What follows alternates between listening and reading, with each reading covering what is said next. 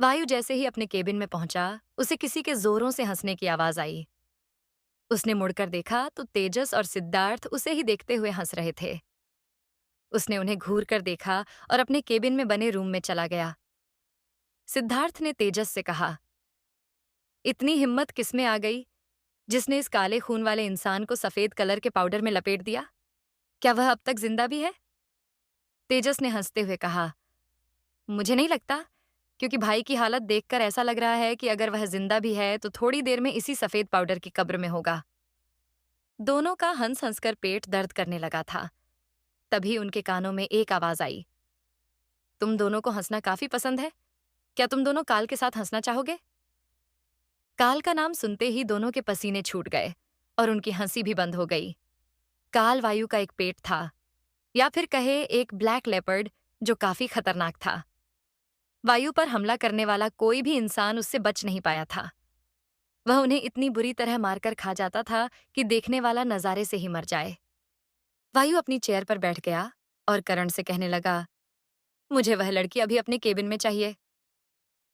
करण ने हाँ में सिर हिलाया और चला गया। सिद्धार्थ ने धीरे से कहा, किसी लड़की ने किया है? वायु ने चिढ़ते हुए कहा, हाँ, वह एक बेवकूफ थी, और अपना काम करने लगा।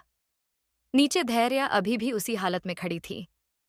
निशा के कहे शब्द अभी भी उसके कानों में गूंज रहे थे। उसने खुद से कहा, हमें विश्वास नहीं हो रहा कि हमने कंपनी के मालिक के साथ ऐसा कर दिया। क्या हमें यहां से नौकरी से निकाल दिया जाएगा? हम रावी और वीरा को कैसे संभालेंगे? हमारा तो इस शहर में कोई है भी नहीं। वह अपने ख्यालों में ही खोई हुई थी कि तभी उसे निशा की आवाज आई। उसने उससे कहा, मिस धैर्या, देखिए, आपके लिए बुलावा आ रहा है। धैर्या ने सामने देखा। करण उसी की तरफ आ रहा था। करण उसके पास आकर कहने लगा, आपको बॉस ने अपने केबिन में बुलाया है। धैर्या की शक्ल ऐसे हो गई थी जैसे वह किसी भी पल रो सकती हो। उसने अपना सर नीचे किया और कहने लगी, हम उनसे माफी मांगेंगे तो क्या वह हमें माफ कर देंगे? निशा अपना मुंह दबाकर हंसने लगी। जैसे ही उसने करण को उसे घूरता पाया तो वह अपना फेस सीरियस कर कर खड़ी हो गई। करण ने कहा, मैम, आपको सर से बात करनी चाहिए। वह आपको बुला रहे हैं। धैर्य अपने भारी कदमों के साथ करण के पीछे जाने लगी। लिफ्ट में उसने अपनी आंखें बंद कर रखी थीं। अपने साथ होने वाले किसी अंजाम के बारे में सोच रही थी। इस कंपनी में आने के बाद से उसने अपने बॉस के बारे में काफी अफवाह सुनी थी कि वह काफी खतरनाक है। लिफ्ट के दरवाजे खुलने से उसका ध्यान टूटा। उसने अपने सामने एक बड़ा सा दरवाजा दिखा। उसके कदम अपने आप पीछे होने लगे। करण ने कहा, अंदर चलिए धैर्या। अपने भारी कदमों से अंदर चले गए। तेजस ने सिद्धार्थ को अपनी आंखों से इशारा कर कर सामने देखने के लिए कहने लगा। सिद्धार्थ ने देखा, वह एक लड़की खड़ी है जिसके पूरे चेहरे और शरीर पर सफेद पाउडर गिरा हुआ है। तेजस ने सिद्धार्थ के कान में कहा, भाई, यह तो बिल्कुल भूत लग रही है, और थोड़ी देर में वायु भाई इसकी आत्मा भी निकाल लेंगे।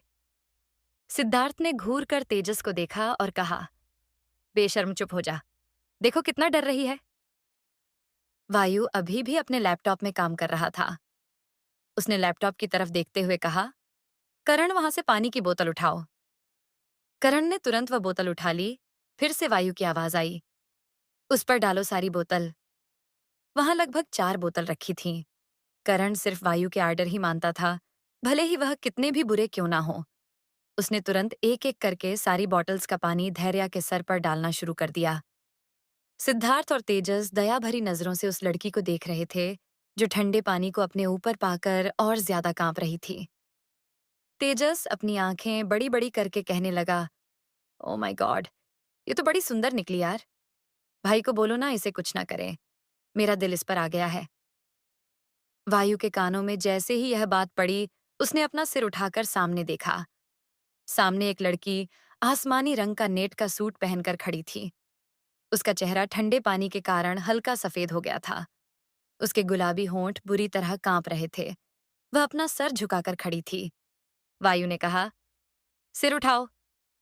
धैर्या ने धीरे धीरे अपना सिर ऊपर किया। जैसे ही वायु ने उसका चेहरा देखा, वह अपनी जगह जम गया।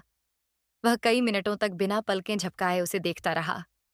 तभी करण ने कहा, सर, हमें क्या करना है? वायु ने धैर्य से कहा, उस दरवाजे के अंदर जाओ। धैर्य अब रोने की वाली थी। उसकी आंखें आंसुओं से भरी थीं।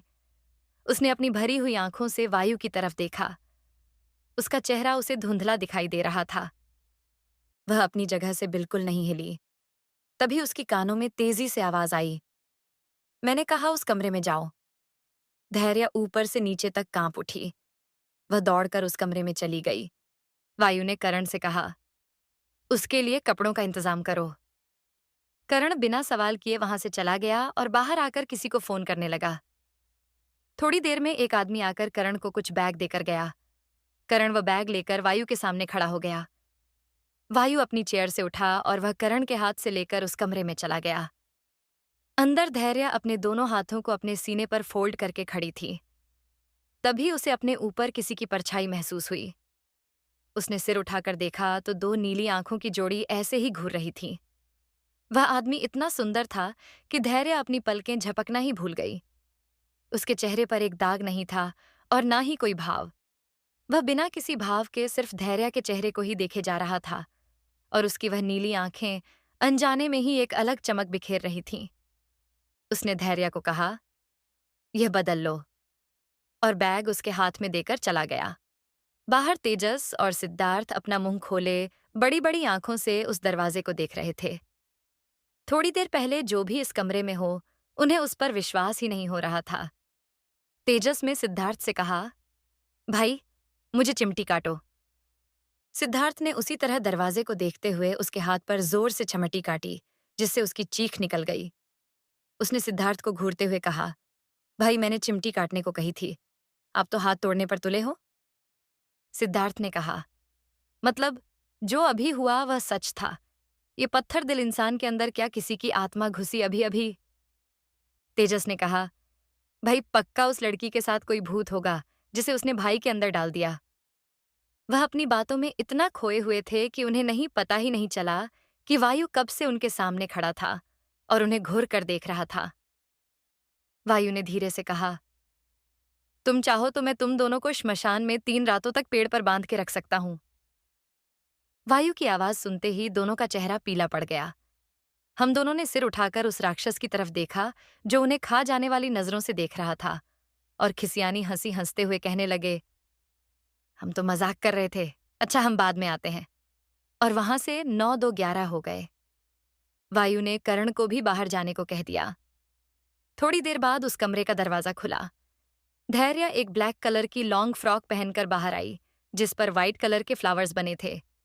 उसका गोल्ड बेल्ट काफी ज्यादा चमक रहा था। धैर्य की सफेद स्किन उस ड्रेस में कुछ ज्यादा ही खिलकर दिख रही थी।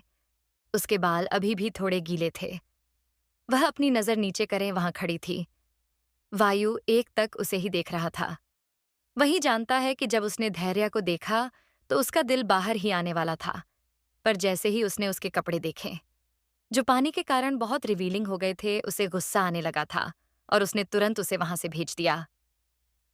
वायु ने मन में कहा, फाइनली तुम मुझे मिल गई, कितना इंतजार किया है। वायु अपने ख्यालों से बाहर आया और अपने लैपटॉप में देखते हुए कहने लगा, तुम्हारा नाम क्या है? धैर्य धीरे से कहा, ध ध धैर्य साहू। वायु को उसकी आवाज बहुत मीठी लग रही थी, तो उसे लग रहा था कि वह हमेशा सिर्फ उसे बोलते हुए ही सुनना चाहता है। तभी धैर्य ने फिर कहा, हमें माफ कर दीजिए सर, हमने जानबूझकर नहीं किया। हम अपनी गलती के लिए शर्मिंदा है। आप हमें सजा दे सकते हैं। वायु ने सामने देखा। धैर्य अपना सर झुकाकर खड़ी थी। अनजाने में ही वायु के होठों ऊपर की तरफ मुड़ गए और उसकी आंखों में चमक आ गई। उसने कहा, अभी तुम घर जाओ, हम इस बारे में कल बात करेंगे। उसने करण को फोन करके कहा, करण, इनको गेट के बाहर तक छोड़कर आओ। धैर्य को लगा कि उसे नौकरी से निकाला जा रहा है। उसने रोते हुए कहा, हम कह रहे सर, हमने गलती से किया, आप हमें नौकरी से ना निकालें। वायु लैपटॉप में देखते हुए कहने लगा, मैंने कहा हम इसके बारे में कल बात करेंगे, अब तुम जाओ। वह उसकी आंखों में आंसू नहीं देख सकता था, इसीलिए उसकी तरफ नहीं देखा। जब दरवाजा बंद होने की आवाज, तब उसने सामने देखा। बाहर तेजस और सिद्धार्थ इस बात पर झगड़ा कर रहे थे कि क्या वायु उस लड़की को ऑफिस से निकालेगा या नहीं।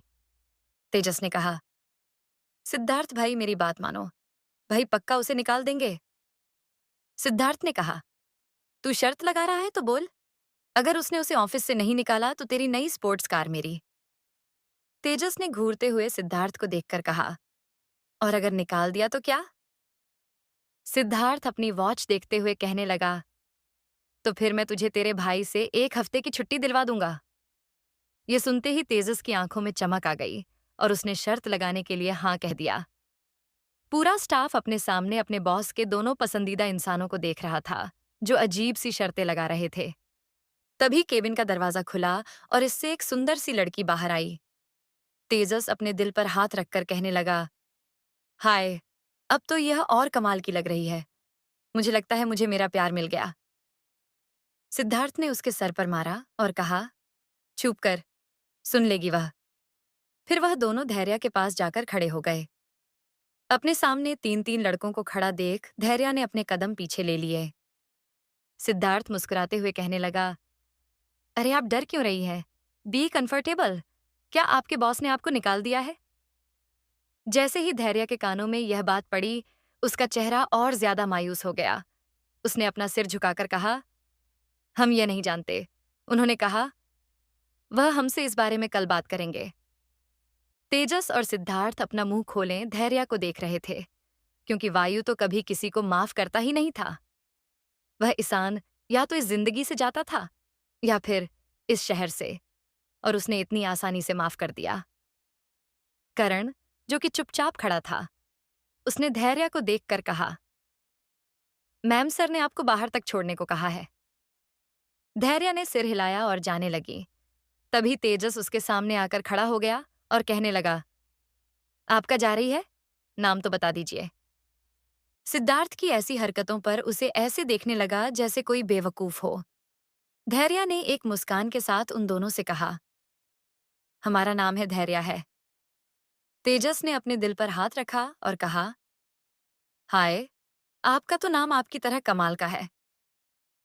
धैर्य ना समझी में उसे देखने लगी और उसने कहा, अच्छा, हमें माफ कीजिएगा, हम चलते हैं। तेजस में एक बड़ी सी मुस्कान के साथ उसे अपना सिर हिलाकर हाँ कहा। फिर धैर्य करण के साथ चली गई। पर उन चारों में से किसी को नहीं पता था कि 2 जोड़ी नीली भयानक आंखें उन्हें ही देख रही थीं। धैर्य के बाहर जाने के बाद वायु खिड़की के पास ही खड़ा था और कब से अपने दोस्त और भाई की बकवास सुन रहा था।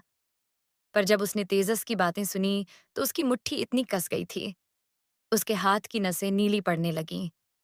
वह धैर्य जब नीचे आई तो निशा उसे मुस्कुराते हुए देख रही थी। पर जैसे ही निशा ने उसके कपड़ों को देखा, उसका मुंह उतर गया। वह झूठी सिंपैथी दिखाते हुए उससे कहने लगी, तुम ठीक तो हो? कहीं बॉस ने तुम्हें निकाल तो नहीं दिया? कोई नहीं, मैं तुम्हारे लिए एक अच्छी जगह जॉब ढूंढ दूंगी।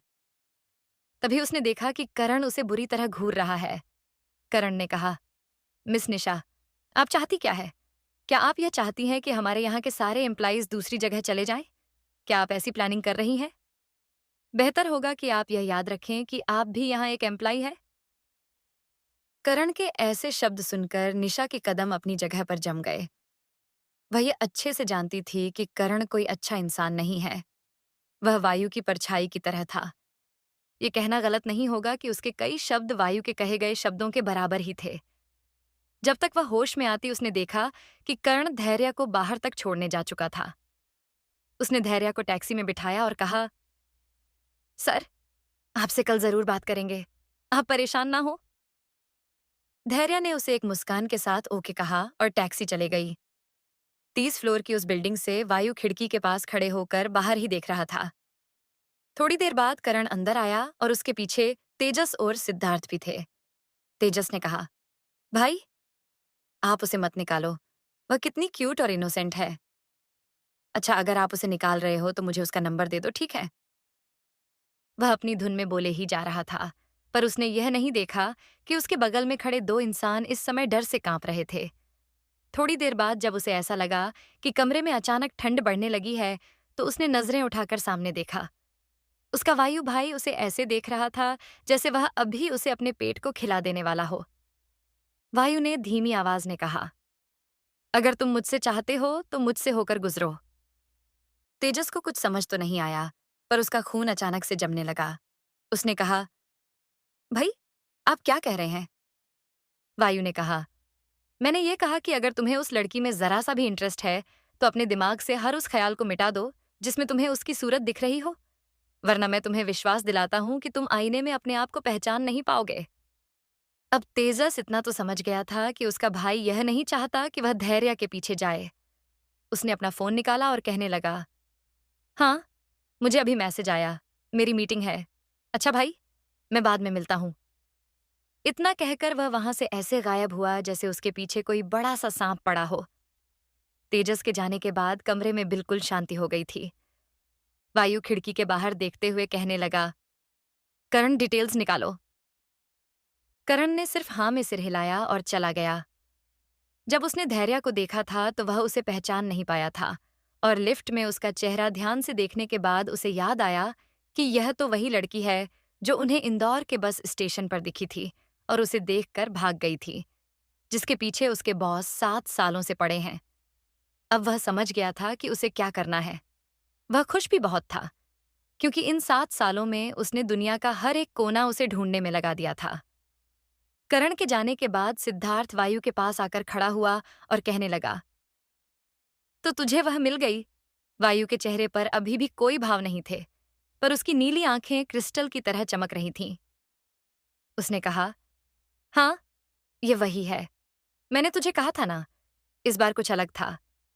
उस सपने में और देख, वह हकीकत में मुझसे रूबरू हो गई। सिद्धार्थ ने कहा, तूने सच कहा था। She look like an angel. वायु बाहर देखते हुए कहने लगा, हाँ, माय एंजेल। यह कहते वक्त उसके चेहरे पर एक छोटी सी मुस्कान आ गई थी। इधर से धैर्य घर आई तो उसने अपने घर में रावी और वीरा के साथ किसी लड़के को बैठे देखा। अंदर आते हुए कहने लगी, आप दोनों क्या कर रही हैं? और ये कौन है? तीनों उसकी आवाज सुनकर चौंक उठे थे और अपने सामने रखे सामान को देखने लगे थे। धैर्य के उन दोनों को घर छोड़ देने के बाद रावी और वीरा ने शिव को घर बुला लिया था, क्योंकि उन्हें एक प्रोजेक्ट को लेकर मीटिंग करनी थी। ये मीटिंग बहुत इंपॉर्टेंट थी, इसलिए रावी और वीरा इसे अटेंड कर रही थी। मीटिंग ऑलमोस्ट खत्म ही हो गई थी कि तभी धैर्य घर आ गई। तीनों उसकी आवाज सुनकर बुरी तरह चौंक चुके थे। वीरा ने जल्दी रिएक्ट करते हुए लैपटॉप पर एक मैसेज सेंड कर दिया, जिसमें उसने बताया कि उन्हें किसी जरूरी काम से कहीं जाना है, तो अब वह मीटिंग से जा रहे हैं, और तुरंत ही लैपटॉप बंद कर दिया। शिव और रावी अभी भी दरवाजे को ही देख रहे थे। तभी वीरा उठकर खड़ी हुई और कहने लगी, मम्मा, आप इतनी जल्दी आ गए? धैर्य अपना बैग टेबल पर रखा और कहने लगी, कंपनी में कुछ परेशानी के कारण हमें घर भेज दिया है, अब हम कल जाएंगे। फिर वह शिव को देखते हुए कहने लगी, आप हमें पहले यह बताइए कि यह कौन है? ये कहते हुए वह शिव को देख रही थी। शिव पहले भी धैर्य को देख चुका था, पर आज धैर्य कुछ ज्यादा ही सुंदर लग रही थी। बालों की गीला होने के कारण उसने अपने बाल खोल दिए थे, जो अब सूख चुके थे और उसके चेहरे पर आ रहे थे। उसका रंग इतना साफ था कि उसके चेहरे का गुलाबीपन भी नहीं छुप पा रहा था। वह एकटक धैर्य को देखने लगा था। तभी उसे महसूस हुआ कि रावी उसे घूर कर देख रही है। उसने अपना गला साफ किया और खड़ा हो गया। उसने एक शब्द भी नहीं कहा। वीरा ने अपनी मम्मी को देखते हुए कहा, मम्मी, ये हमारे नेबर है। हमारे सामने वाला अपार्टमेंट इन्हीं का है। स्कूल की कुछ इन्फॉर्मेशन जानने के लिए रावी इनको बुलाकर लाई थी, क्योंकि इनके पास लैपटॉप था। वीरा ने इतनी जल्दी बहाना बनाया जितनी जल्दी ट्रैफिक सिग्नल भी नहीं बदलता। शिव अपनी मैडम का यह टैलेंट देखकर हैरान था। धैर्य ने मुस्कुराते हुए शिव को देखकर कहा, हमें माफ कर दीजिए। वह क्या है, ये दोनों घर में अकेली रहती है ना, तो थोड़ा डर लगा रहता है। हमारी मासूम सी बच्चियां हैं, बहुत भोली हैं। शिव ने मन में कहा, काश धैर्य मैम, आप जान पाती जिन्हें आप मासूम कह रही हैं, वह तो डेविल क्वींस है। वीरा शिव को ऐसे देखने लगी जैसे उसकी मन की बात समझ गई हो। उसने शिव से कहा, हमारा काम हो गया है, आप जा सकते हैं। धैर्य वीरा को डांटते हुए कहने लगी, वीरा, यह कैसी बात कर रही है? उन्होंने आपकी मदद की और आप उनसे ऐसे बात कर रही हैं? माफी मांगिए उनसे। शिव धैर्य की यह बात सुनकर कांपने लगा था। उसकी वीरा मैम और किसी से माफी, यह तो सुनामी जैसा हो जाएगा। उसे याद था कि एक बार एक शेयर होल्डर उसकी कंपनी से अपने पैसे निकालना चाहता था, क्योंकि उसे वीरा की कुछ कंडीशन पसंद नहीं आई थी। वह उनकी कंपनी का काफी बड़ा शेयर होल्डर था और उसकी कंडीशन यह थी कि अगर वीरा उससे माफी मांग लेगी तो वह अपने पैसे नहीं निकालेगा। पर वीरा ने साफ मना कर दिया था और कहा था, हमने आपको रोका नहीं है, आप खुशी खुशी जा सकते हैं, पर याद रखिएगा, ये खुशी आपकी ज्यादा दिन तक नहीं रहेगी। उस शेयर होल्डर को इस बात पर गुस्सा आ गया और उसने अपने पैसे निकाल लिए। पर 1 महीने बाद ही ना जाने कैसे, पर उसके काफी इल्लीगल काम सामने आए, जिससे उसे पुलिस रिमांड में जाना पड़ा और लास्ट में वह दिवालिया हो गया। जब शिव ने यह न्यूज़पेपर में पढ़ी थी, तब उसे वीरा की बात याद आई थी। यह खुशी आपकी ज्यादा दिन तक नहीं रहेगी।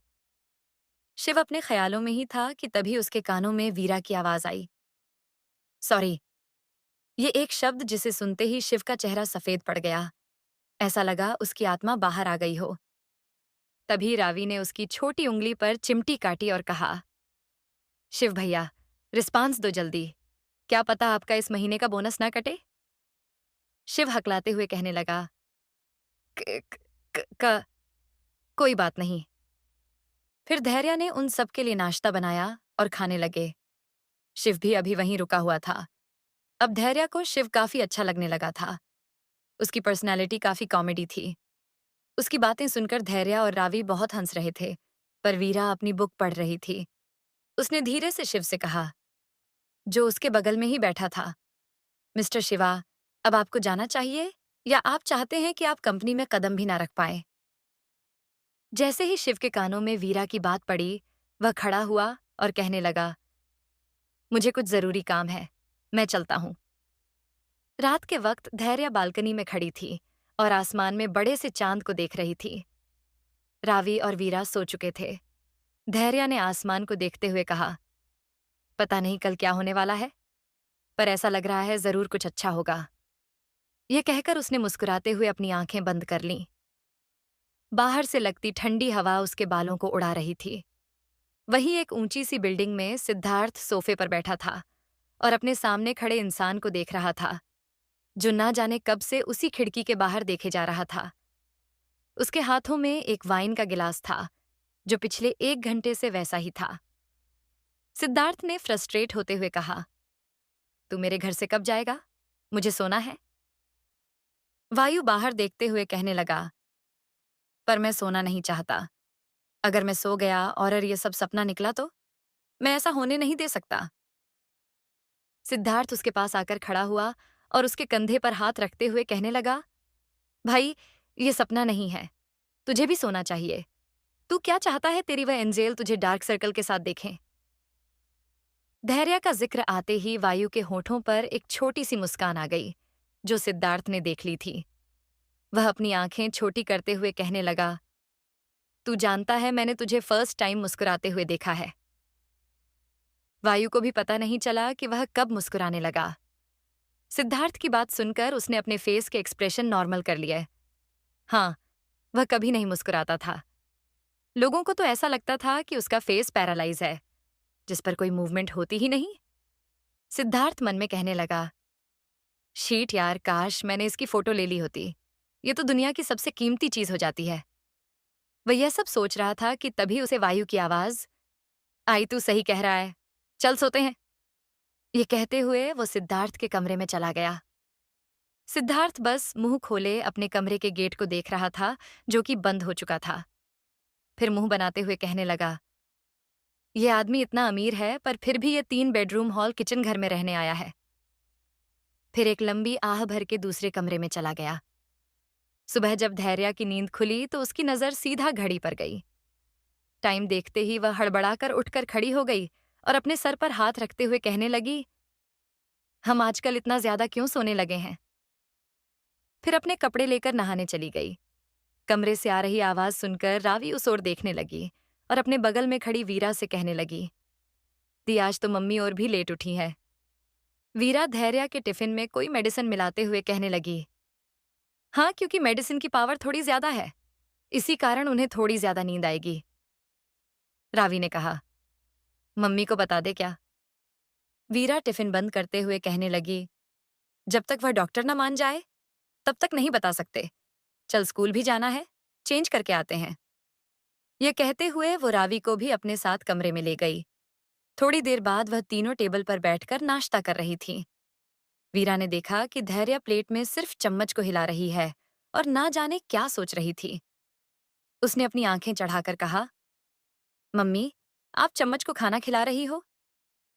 धैर्य ने जैसे ही वीरा को देखा तो वह अपना सर नीचे कर नाश्ता करने लगी और बड़बड़ाने लगी, हमें तो लगता है यही हमारी माँ है। जब देखो डराती रहती है। एक ना एक दिन इसे अच्छे से बताएंगे। वीरा उसकी प्लेट में रोटी रखते हुए कहने लगी, बाद में बता देना। धैर्य ने उसे मुंह बनाकर देखा और कहा, हमें आपसे बात ही नहीं करना। फिर नीचे आकर उससे उन दोनों को स्कूल बस में बिठाया और कहा, आप दोनों का पहला दिन है। स्कूल में ध्यान से पढ़िएगा और नए दोस्त बताइएगा। और वीरा, आप रावी का ध्यान रखिएगा। रावी ने अपनी मम्मी को मुंह बनाकर देखा और कहा, आप तो दी को ऐसे कह रही हैं जैसे मैं छोटी बच्ची हूं। वह सिर्फ मुझसे 3 मिनट बड़ी है। धैर्य ने प्यार उसकी गालों को खींचा और कहा, ठीक है, अब आप दोनों जाइए। फिर बस वहां से चली गई और धैर्य भी ऑटो लेकर अपनी कंपनी की तरफ निकल गई। उसके चेहरे पर अभी भी थोड़ी टेंशन थी। इधर राजवंश कॉर्पोरेशन में वायु अपनी चेयर पर बैठा था। उसके हाथ में एक फाइल थी। सामने करण उसे कुछ इन्फॉर्मेशन दे रहा था। उसने कहा, सर, मैम का नाम धैर्य साहू है। उनकी उम्र 24 साल है। वह हमारी इंदौर वाली ब्रांच काम करा करती थी। उनका का एक छोटा सा घर है, जिसकी फोटो आपको इस फाइल में मिल जाएगी। मिस धैर्या 2 साल पहले ही अपनी ग्रेजुएशन कंप्लीट की थी और उसके बाद हमारी कंपनी ज्वाइन की थी। यह एक अजीब बात है कि उस छोटी सी ब्रांच से उन्हें यहाँ हेड ब्रांच में अचानक ट्रांसफर कर दिया गया। और सर, एक बात है जो अब तक हम पता नहीं कर पा रहे हैं। वायु ने अपना सिर उठाकर उसकी तरफ देखा और आगे कहने को कहा। करण ने कहा, सर, हमें मिस धैर्या के उनकी 17 साल से लेकर 18 साल के बीच में कोई इन्फॉर्मेशन नहीं मिल रही। वह उस समय क्या कर रही थी और कहाँ थी, हम पता नहीं लगा पा रहे हैं। सिद्धार्थ, जो कि सोफे पर बैठा था, उसने कॉफी पीते हुए कहा, करण, तुमने मेन इन्फॉर्मेशन बताई ही नहीं। करण ने मुड़कर सिद्धार्थ को देखा जैसे पूछ रहा हो कि उससे क्या छुटा है। सिद्धार्थ मुस्कुराते हुए कहने लगा, अरे भाई, धैर्या का कोई बॉयफ्रेंड या हस्बैंड तो नहीं है?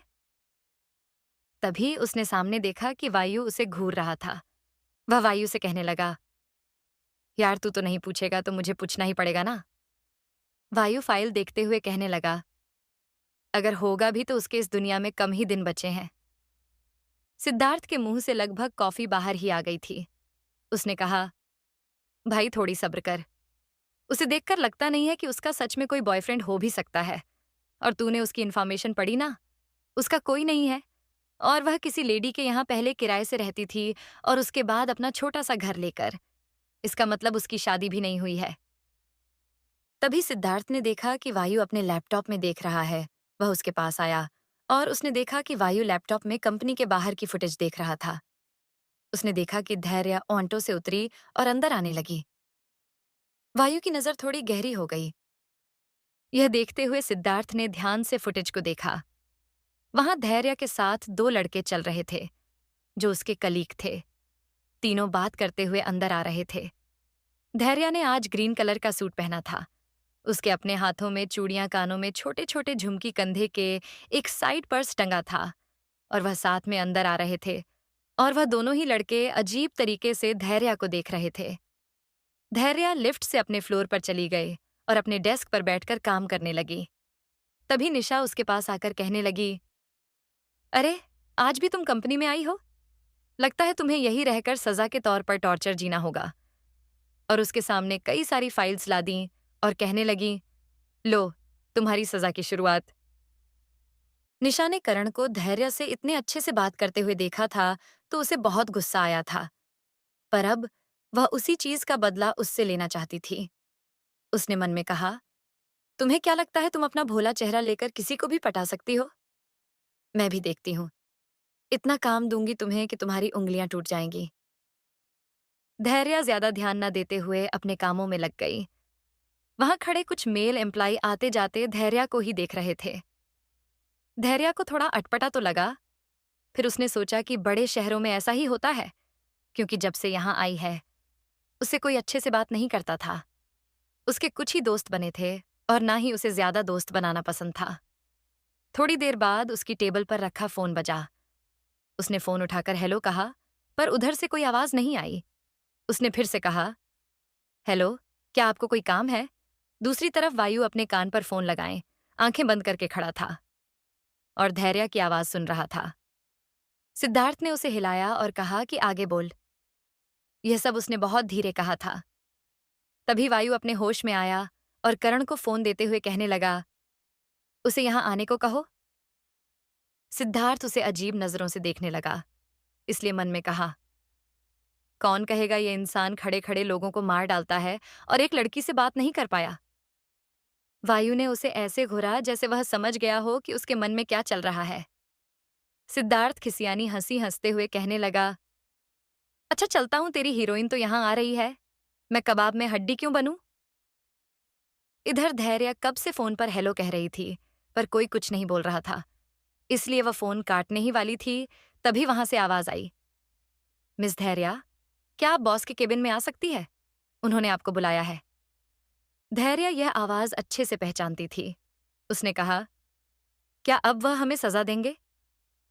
करण धीरे से मुस्कुराया और कहने लगा, प्लीज मैम, आप ऊपर आ जाइए। और उसने फोन कट कर दिया।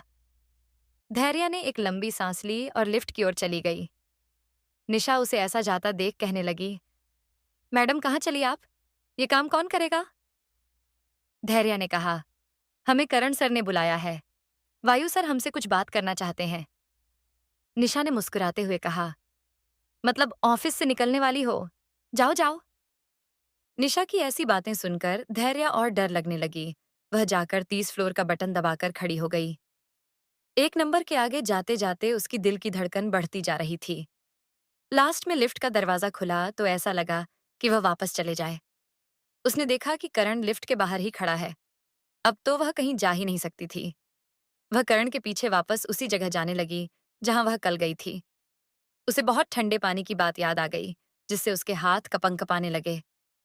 करण ने उसे देखकर कहा, मैम आप डरिए मत।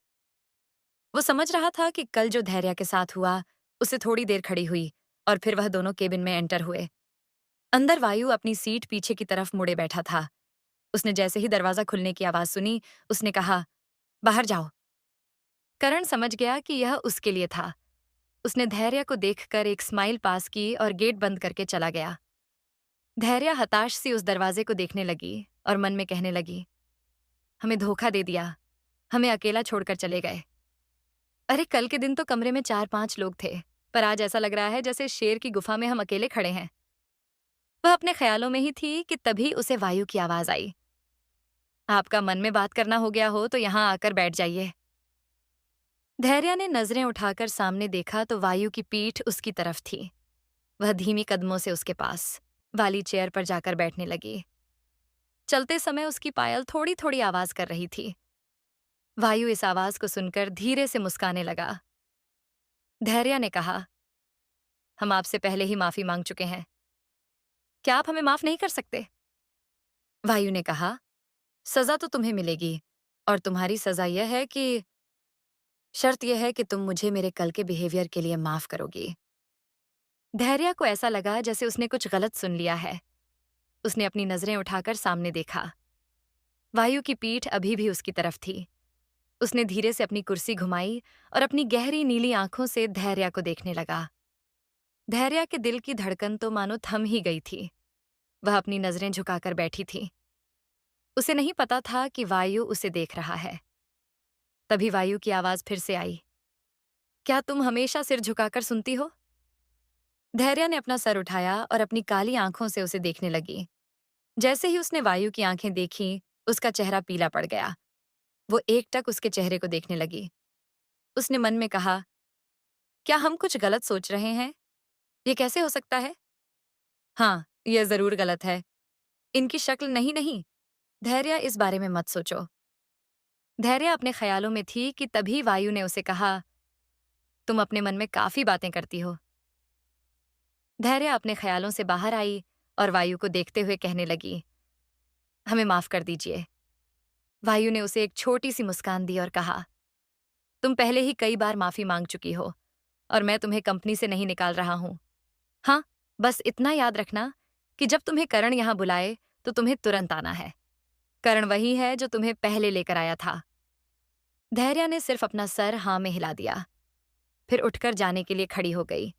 पर जैसे ही वह दरवाजे तक पहुंची, उसे वायु की आवाज आई, रुको। उसने पीछे मुड़कर देखा तो वायु उसकी तरफ आ रहा था। उसे अपनी तरफ से आता हुआ देखकर धैर्य को डर लगने लगा था। उसने पूछा, सर, क्या कुछ रह गया है?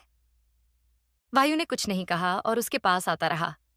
धैर्य अपने कदम पीछे लेने लगी और दीवार से सटकर खड़ी हो गई। वायु उसके एकदम करीब आकर खड़ा हो गया और उसे अपनी तरफ खींचकर उसकी सूट की डोरी बांधने लगा। धैर्य तो जैसे अपने होश में ही नहीं थी। तभी उसके कानों में वायु की आवाज आई, अपने कपड़ों का ध्यान रखा करो। तब धैर्य को महसूस हुआ कि उसकी डोरी खुली हुई थी। अब उसे पता चला कि सारे लोग उसे ऐसे क्यों देख रहे थे। उसने शर्मिंदगी में अपना सर झुका लिया, फिर वायु ने उसे वहां से जाने को कह दिया। उसके जाने के बाद वह दरवाजे को देखते हुए कहने लगा, मैं तुम्हें सजा कैसे दे सकता हूं? इतनी मुश्किल से तुम मिली हो, अब तुम्हें कहीं नहीं जाने दूंगा। तभी उसका फोन बजा। उसने फोन उठाया। दूसरी तरफ से निर्मला देवी की आवाज आई, वायु, आप पिछले हफ्ते से घर नहीं आए हैं। हमसे एक बार आकर मिल लीजिए, हमें तसल्ली हो जाएगी। ज्योति, जो कि निर्मला देवी के पीछे ही खड़ी थी, वह एक अजीब तरह की मुस्कान अपने होठों पर ला रही थी। वायु ने कहा, दादी माँ, हम आ जाएंगे।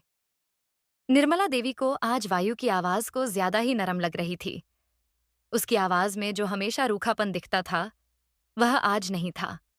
उन्होंने उससे पूछा, हमें बताइए, आप इतने खुश क्यों हैं? वायु ने हैरानी से अपने फोन को देखा और मन में कहा, इन्हें कैसे पता चला? तभी उसे फोन से आवाज आई, आपकी आवाज बता रही है कि आप बहुत खुश हैं। चलिए, अच्छा है, हम तो आपको हमेशा खुशी देखना चाहते हैं। क्या आप हमारा एक काम करेंगे?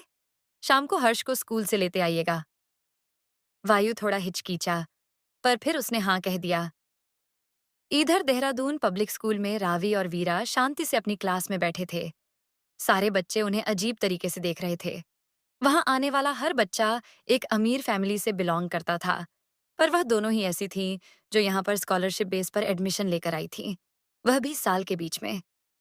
कुछ बच्चे उनका मजाक उड़ाते हुए कहने लगे, देखो तो, उन लड़कियों को उन्हें क्या लगता है, वह यहाँ पर पढ़ सकती है, अपनी गरीबी का फायदा उठाकर आई है।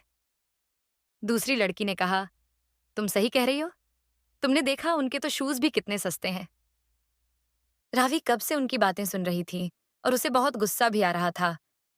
उसने मुस्कुराते हुए कहा, अच्छा, तो तुमने हमारी शूज देखे?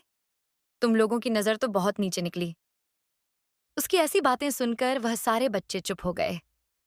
रावी भले ही कितनी ही चुलबुली और शरारती थी, जब वह गुस्से में कुछ कहती थी तो किसी के भी कान से खून निकल सकता था।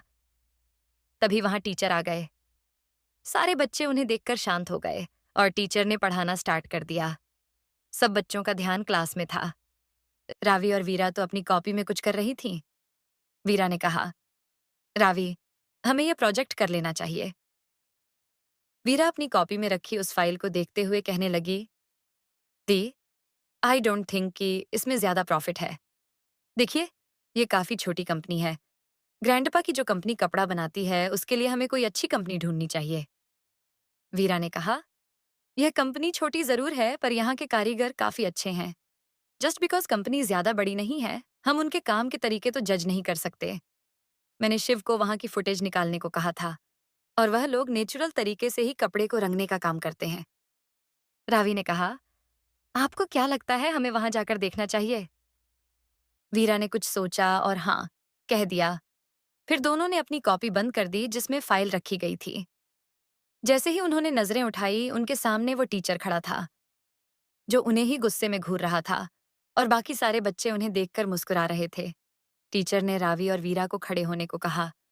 उनके खड़े होते ही वह कहने लगा, तुम दोनों नए स्टूडेंट हो ना? तो तुम्हारा ध्यान क्लास में ना होकर कहाँ था?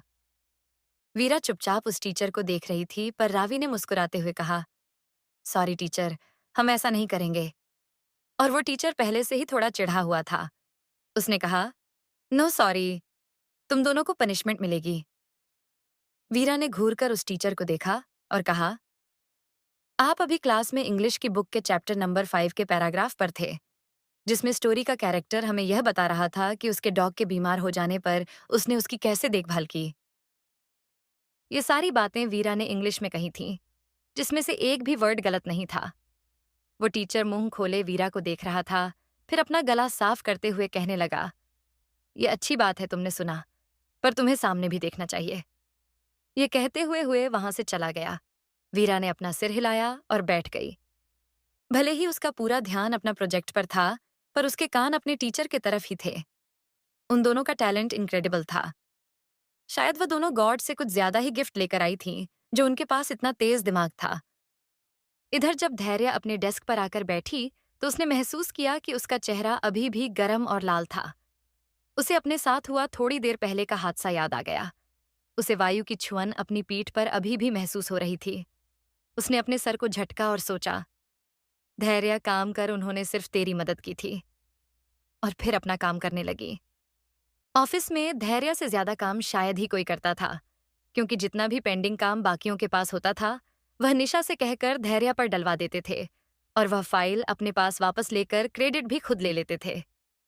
इन सब से अनजान धैर्य अपना काम पूरी मेहनत से करती थी। थोड़ी दूर खड़ी निशा घूर कर धैर्य को देख रही थी। निशा के बगल में खड़ी लड़की ने उससे कहा, इतने बॉस के साथ इतनी बड़ी गलती कर दी, और यह अभी तक इस ऑफिस में है।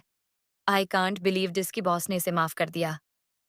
निशा चिढ़ते हुए कहने लगी, देखा नहीं तुमने, कितनी इनोसेंट बनती है। इसने करण सर को अपने जाल में फंसा दिया है, इसीलिए कल से इसके पीछे पीछे घूम रहे थे, और अभी भी सर के केबिन में बुलाने के लिए खुद उसे फोन किया। जरूर उन्होंने ही सर से कहकर उसे माफी दिलवाई है। पर इसे क्या लगता है, इसके यहाँ दिन अच्छे जाएंगे। अभी इसे पता चलेगा कि निशा से पंगा लेने का क्या अंजाम होता है। ये कहते हुए वह मुस्कुराने लगी। शाम को 4 बजे एक Rolls Royce car Dehradun public school के बाहर खड़ी थी। पीछे की सीट से एक आदमी खिड़की के बाहर ही देख रहा था। स्कूल की छुट्टी के बाद कई सारे बच्चे बाहर आ रहे थे। सबके चेहरों पर थकावट थी, जैसे न जाने कौन सी जंग लड़कर आए हो, और कुछ बच्चे मुस्कुराते हुए आ रहे थे, जिन्हें अपने घर वापस जाने की खुशी थी। तभी उस गाड़ी की खिड़की पर किसी ने नॉक किया। वायु ने जब कार की विंडो को नीचे किया, तो उसकी आंखें छोटी हो गईं। बाहर ज्योति मुस्कुराते हुए खड़ी थी। उसने येलो कलर के क्रॉप टॉप के साथ वाइट जीन्स पहनी हुई थी, और साथ ही काफी सारा मेकअप भी किया था। ज्योति ने कहा, वायु जी, वह हम हर्ष को स्कूल से लेने आए थे, पर हमारी कार खराब हो गई। तभी हमें दादीसा ने बताया कि आप भी स्कूल आए हैं, तो क्या आप हमें भी हर्ष के साथ घर छोड़ देंगे? वायु ने उसे ऐसे देखा जैसे वह सब कुछ समझ गया हो कि वह इसने जानबूझकर किया है। वह कुछ कहता उससे पहले ही हर्ष की आवाज आई। अपने कंधे पर छोटा सा बैग टांग दौड़ के उन दोनों की तरफ आ रहा था। पर जब उसने वायु को देखा तो उसके पैर वहीं जम गए। ये पहली बार था जब उसके पापा उसके स्कूल आए थे। वह धीरे धीरे चलकर उनके पास पहुंचा। तब तक वायु भी कार से उतर चुका था। ज्योति ने मुस्कुराते हुए हर्ष को गोदी में लिया और कहने लगी, मेरे बच्चे का स्कूल कैसा रहा आज का? हर्ष ने मुस्कुराते हुए कहा, बहुत अच्छा। और फिर वायु को देखने लगा।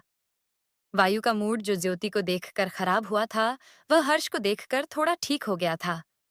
उसने उन दोनों को गाड़ी में बिठाया और फिर खुद भी बैठने लगा। तभी उसकी नजर दूर बस पर गई, जो बच्चों को घर छोड़ने जा रही थी।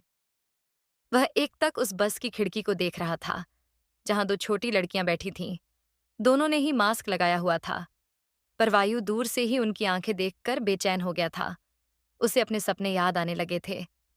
उसने जैसे ही अपना कदम बस की तरफ बढ़ाया, बस आगे बढ़ गई। वह दूर जाती हुई बस को देखने लगा और फिर कार में आकर बैठ गया। यहाँ स्कूल बस में रावी और वीरा ने ब्लैक कलर का मास्क अपने चेहरे पर लगाया हुआ था। बहुत कम ही लोग थे जिन्होंने उनका चेहरा देखा था। क्योंकि वह दोनों इतने बड़े बिजनेस एम्पायर को चलाती थीं, इसलिए उनके कई राइवल्स थे। भले ही कोई यह नहीं जानता था कि इस कंपनी की 2 7 साल की ऑनर है, पर वह यह पता किसी को चलने भी नहीं दे सकती थी। इसीलिए वह हमेशा अपना चेहरा कवर कर कर रखती थी। उनके लिए खुद से ज्यादा धैर्य की सेफ्टी जरूरी थी, क्योंकि अगर किसी को उनके बारे में पता चला तो वह लोग उनकी मम्मी को भी नुकसान पहुंचा सकते हैं। थोड़ी देर में वह लोग घर पहुंच गए। घर में आकर उन्होंने चेंज किया। फिर वीरा ने अपने कमरे के ड्रार में से एक डायरी निकाली, जो कि एक मिनी लैपटॉप था। उसमें उसने शिव को एक मैसेज किया। थोड़ी देर बाद शिव उनके घर आ गया था। रावी ने मुस्कुराते हुए शिव को हेलो कहा, पर वीरा बाहर जाते हुए कहने लगी, हमें उस फैक्ट्री को देखने जाना है। रावी ने मुंह बनाकर वीरा को देखा और कहा, क्या आप कभी किसी को भी ग्रीट नहीं कर सकती? वीरा ने कुछ नहीं कहा और आगे चले गई, और उसके पीछे रावी और शिव। थोड़ी देर बाद वह लोग एक छोटी सी फैक्ट्री के सामने थे, जिसके सामने एक बड़ा सा मैदान था, जहां बड़े बड़े कपड़े सूख रहे थे और कुछ लोग रंग करने का काम कर रहे थे। रावी और वीरा ने अपने चेहरे पर अच्छे मास्क लगाया और शिव के साथ अंदर चले गए। शिव वहां के मैनेजर से मिलकर बात करने लगा। उसने कहा, हमारे यहाँ एक प्रोग्राम होने वाला है, जिसके लिए हमें कपड़े की जरूरत है। क्या आप हमें अपने कपड़े की क्वालिटी और मैन्युफैक्चरिंग दिखा सकते हैं? वह मैनेजर एक 50 साल का आदमी था। उसने बड़े ही प्यार से कहा, जी जरूर। वैसे भी हमारी फैक्ट्री में बहुत कम ही लोग आते हैं। अब तो लगता है यह काम जल्दी बंद हो जाएगा। वीरा ने कहा, क्या कोई बड़ी कंपनी आपके साथ काम नहीं करना चाहती? मैनेजर ने उस छोटी सी बच्ची को देखा और मुस्कुराते हुए कहा, लोगों को ब्रांड दिखता है, काम नहीं। हमारे कारीगर अपने हाथों से कपड़ों को बनाते हैं। यहाँ काम कर रहा हर इंसान एक परिवार है।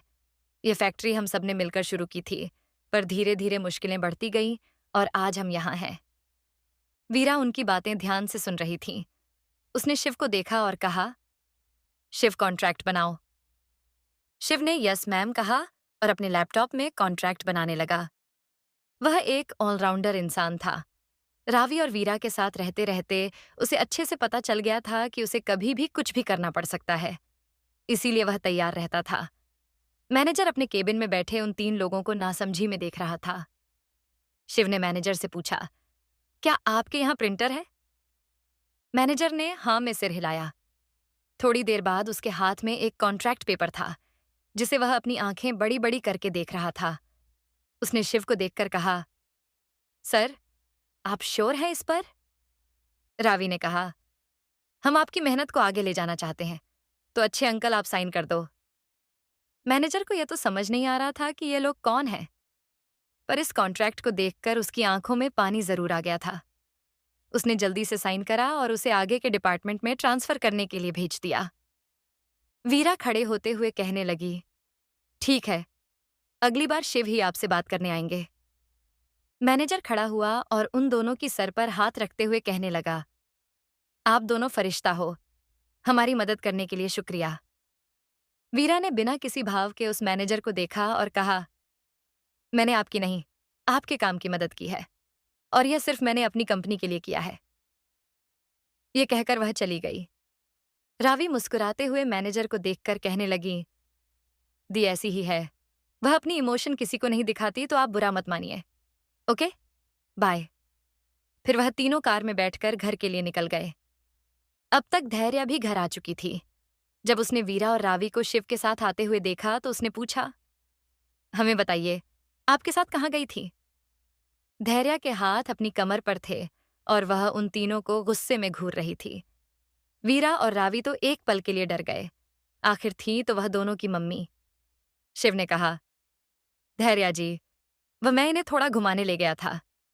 ये पहली बार आई है ना, देहरादून, इसीलिए। धैर्य ने शिव को देखा और कहा, देखिए, हम नहीं जानते कि आप इन्हें कहाँ ले गए थे, पर अगली बार से आप हमारी दोनों बेटियों को कहीं नहीं ले जाएंगे। और आप दोनों ध्यान से सुनिए, खबरदार जो हमसे बिना कुछ कहीं गई तो। यह कहते हुए वह घर के अंदर चली गई। रावी ने धीरे से कहा, मम्मा इतने गुस्से में क्यों हैं? वीरा घर के गेट को देखते हुए कहने लगी, हम उनकी हर परेशानी में नहीं जा सकते, कुछ उन्हें खुद हल करनी पड़ेगी। यह कहते हुए वह अंदर चली गई। शिव उन दोनों लड़कियों को देख रहा था, जो बच्चे कम और अपनी मम्मी की माँ ज्यादा लग रहे थे। फिर मुस्कुराते हुए वह भी अपने फ्लैट में चला गया। रात के समय वायु, सिद्धार्थ और तेजस ओपन गेट नाइट क्लब में बैठे थे। तेजस लड़कियों से फ्लर्ट कर रहा था और लड़कियां तो अपने सामने तीन इतने हैंडसम लोगों को देखकर पागल ही हुई जा रही थीं। उनमें से हर लड़की उनके पास आना चाहती थी, पर वहां बैठे एक इंसान का और उनके कदम अपनी जगह पर रोक दे रहा था। वायु अपने हाथ में पकड़ी ड्रिंक को घूर रहा था। उसने ब्लैक कलर की शर्ट और ब्लैक पेट पहनी हुई थी, जिसमें वह पूरी तरह एक डेविल लग रहा था। ये नाइट क्लब भी वायु का ही था। वायु अपना काम हर जगह फैलाकर रखता था। देहरादून में कई ऐसी चीजें थीं जो सिर्फ राजवंश कॉरपोरेशन ने ही बनाई हुई थीं। ये वहां का सबसे फेमस नाइट क्लब था। सिद्धार्थ, जो कि कब से वायु को नोटिस कर रहा था। तेजस के जाने के बाद उसने वायु से कहा, अब क्या हुआ है? वायु ने कहा, पता नहीं, मुझे समझ नहीं आ रहा कि आजकल हो क्या रहा है। उसने एक लंबी सांस लें और अपने हाथ में पकड़ी और ड्रिंक पी ली। जब से उसने उस बस में वो नीली आंखें देखी थीं, उसे सिर्फ अपने सपने याद आ रहे थे। हर्ष और ज्योति को घर छोड़ने के बाद तुरंत वहां से निकल गया था और तब से सिद्धार्थ और तेजस को अपने साथ इस नाइट क्लब में बैठा हुआ था। सिद्धार्थ ने अपने हाथ में पकड़ी बियर का ग्लास उसकी आंखों के सामने हिलाते हुए कहा, भाई तू बहुत सपने देखता है, पर अभी तू सोया नहीं है। तो जल्दी बता, मुझे क्या हुआ है? वायु ने कहा, आज मैं हर्ष को लेने गया था, तो मुझे वहां की स्कूल बस में दो बच्चे दिखाई दिए। नहीं, दो लड़कियां दिखाई दी। दोनों ने ही मास्क लगाया था, पर उनकी आंखें, ये वही आंखें हैं जो मुझे धैर्य के साथ सपने में दिखती है। सिद्धार्थ ने उससे कहा, भाई तो बहुत ज्यादा सोचने लगा है। तुझे तेरी एंजेल मिल तो गई है ना? वायु ने कहा, बात वह नहीं है, ये ढेरिया के बारे में ही है। उसका सपने में आना एक अलग बात है और उन दो बच्चों का सपने में आना अलग बात। आज जिन दो बच्चों को मैंने देखा, उनकी आंखें बिल्कुल मेरे सपने के जैसी थीं। सिद्धार्थ, मैं क्या करूं? सिद्धार्थ वायु की हालत समझ रहा था और उसे समझ ही नहीं आ रहा था कि वह क्या करे। उसने कहा, सब टाइम पर छोड़ दे। आई थिंक धीरे धीरे सब कुछ तेरे सामने खुद आ जाएगा। जस्ट वेट एंड सी कि आगे क्या होने वाला है। वैसे तूने बताया नहीं तुम्हारी दूसरी मुलाकात कैसी रही? मैंने दूर से देखा, धैर्य के गाल बड़े गुलाबी दिख रहे थे। आखिर ऐसा भी क्या कर दिया था तूने? यह कहते हुए वो शरारती तरीके से मुस्कुराने लगा था। सिद्धार्थ की बातें सुनकर वायु को कल वाला इंसिडेंट याद आ गया था। उसे ऐसा लग रहा था कि उसे अभी भी धैर्य की खुशबू आ रही है। उसने कुछ नहीं कहा और सामने देखने लगा, जहां तेजस कुछ लड़कियों के साथ डांस कर रहा था। तो क्या होगा रावी और वीरा के इस प्रोजेक्ट में? क्या वायु उन दोनों लड़कियों को ढूंढने की कोशिश करेगा? जानने के लिए बने रहिए सिर्फ और सिर्फ एक ही स्टोरी पॉइंट चैनल पर।